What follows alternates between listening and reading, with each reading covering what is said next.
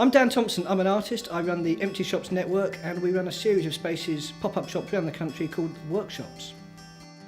Some people are predicting that the pop-up is over, that it's past its peak, and I really don't think that's the case.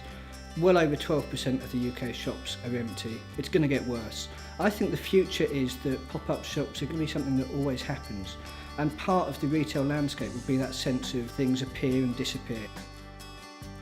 People love to come and find a pop-up. It's that thing of the old magical shop that you find in a book. That shop that's there and you go back to look for it and it's disappeared.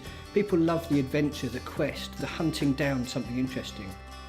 The key skill for getting into empty shops is making friends and being nice to people. It's just charming the keys out of people. And it's actually really easy to do. People think that it's complicated to get into empty shops.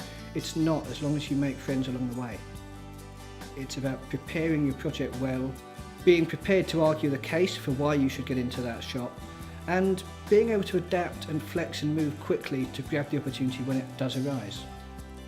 You need to be able to get into the space and do practical stuff. You're going to have to decorate, you might have to do some general maintenance, some mending and fixing, but you're also going to do your own marketing and your communications.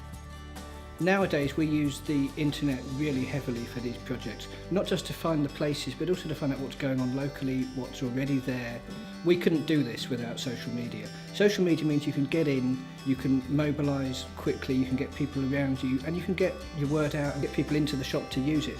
If you can get the local community involved in what you're doing, get them to buy in, get them to come into the shop and use it, you're going to win. The thing that you need to be aware of is that anything can go wrong. We've run shops where the toilet fell through the floor because it was completely rotten.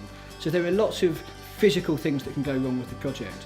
The skill is in being able to just cope with those and get on with it, and you just have to be able to laugh and smile, really. Top tip I think is being 2 pairs of socks, because it's always cold in empty shops. You've got to be tough.